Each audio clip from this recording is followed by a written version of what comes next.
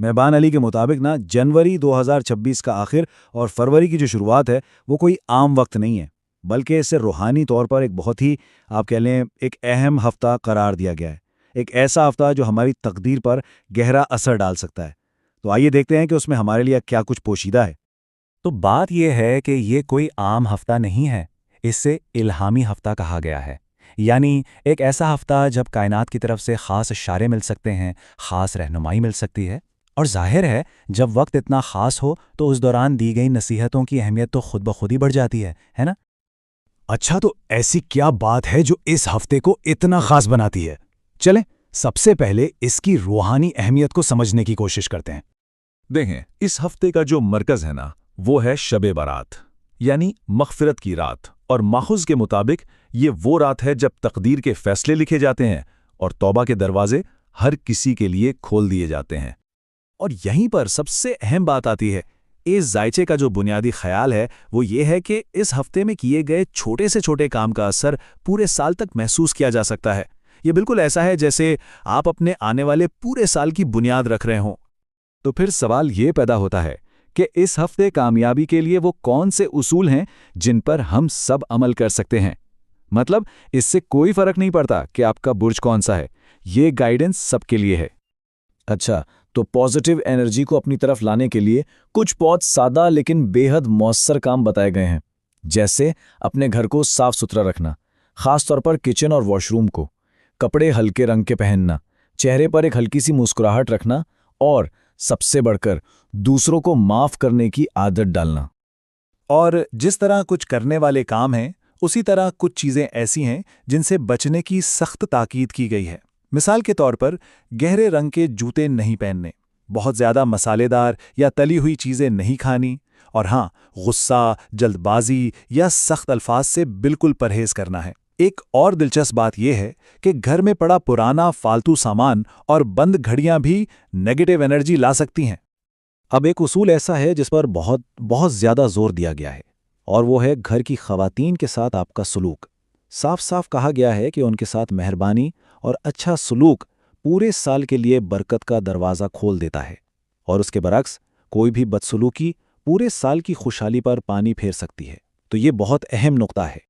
सदके के बारे में भी एक खास गाइडेंस है। 3 रंगों की 3 चीजें, सफेद रंग में आटा, सुर्ख रंग में गोश्त और सब्ज रंग में सब्जियां। माखस का कहना है कि ये 3 सदके किसी भी किस्म की मनफी असरात को दूर करने में बहुत मददगार साबित हो सकते हैं। अच्छा जी, अब बात करते हैं कुछ खास रसूमात और चीज़ों की जिनके ज़रिए इस हफ्ते की रूहानी तवानाई से भरपूर फ़ायदा उठाया जा सकता है। आइए देखते हैं कि वो क्या है।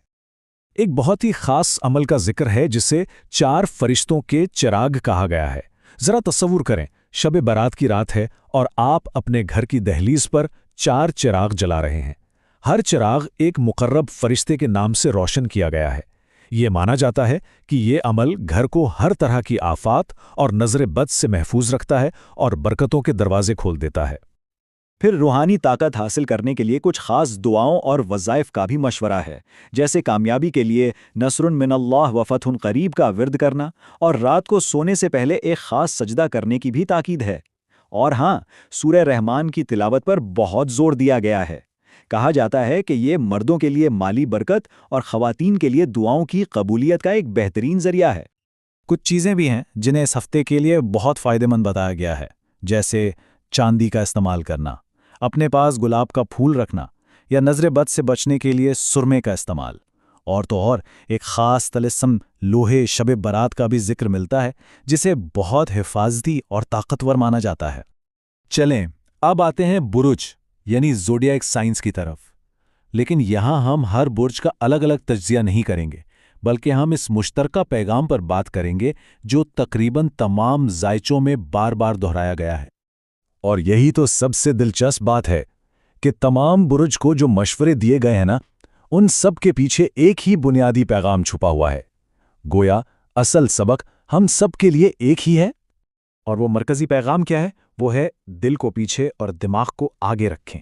ये नसीहत आप यकीन करें तकरीबन हर बुर्ज के लिए दोहराई गई है। इसका सीधा सा मतलब ये है कि इस हफ्ते फैसले जज्बात की रो में बहकर नहीं, बल्कि अकल, सोच, समझ और मंतक से करने हैं। اس بڑے اصول کے ساتھ ساتھ کچھ اور حکمت عملیہ بھی ہیں جو سب کے لیے مشترک ہیں، جیسے حاضر دماغ رہنا تاکہ کوئی اچھا موقع ہاتھ سے نہ نکل جائے، اپنے الفاظ کا استعمال بہت سوچ سمجھ کر کرنا کیونکہ الفاظ میں بڑی طاقت ہوتی ہے، سرمایہ کاری کے فیصلے جلد بازی میں بالکل نہیں کرنے، اور ہاں، دماغ کو صاف اور پرسکون رکھنے کے لیے باقاعدگی سے پیدل چلنا اور زیادہ پانی پینا اس سے بھی بہت اہم بتایا گیا ہے۔ اچھا جی، اب ہم اس ساری گفتگو کے بالکل آخر میں پہنچ گئے ہیں، اور شاید سب سے گہرے، سب سے اہم پیغام کی طرف، ایک ایسا عمل جسے ماخذ کے مطابق تمام برکتوں کی چابی کہا گیا ہے۔ یعنی آپ نے ساری رسومات کر لیں، سارے وظائف پڑھ لیے، تمام احتیاطیں بھی برت لیں، لیکن ان سب کے بعد ایک ایسی چیز ہے جسے سب سے اوپر رکھا گیا ہے، ایک ایسا اصول جس پر عمل کرنے سے دعا کی قبولیت یقینی ہو جاتی ہے، اور وہ ایک اصول ہے معاف کر دینا۔ جی ہاں، معافی۔ اس ذائچے کا جو حتمی اور نچوڑ والا پیغام ہے وہ یہی ہے کہ اگر کوئی چاہتا ہے کہ اس کی دعائیں قبول ہوں، اسے معافی ملے، تو اسے پہلے دوسروں کو معاف کرنا ہوگا، کیونکہ جب دل دوسروں کے لیے صاف ہو جاتا ہے نا، تبھی دعا کے لیے آسمان کا راستہ کھلتا ہے۔ تو دیکھیں، یہ ذائچہ ظاہری اعمال کا ایک پورا نقشہ تو دیتا ہے، چراغ جلانے سے لے کر صدقہ دینے تک، لیکن اس کا جو اصل نچوڑ ہے نا، وہ ایک اندرونی کیفیت پر آ کر ختم ہوتا ہے۔ تو اصل سوال یہ نہیں ہے کہ کون سی رسم ادا کی جائے، اصل سوال یہ ہے کہ دل کو معافی کے لیے تیار کیسے کیا جائے۔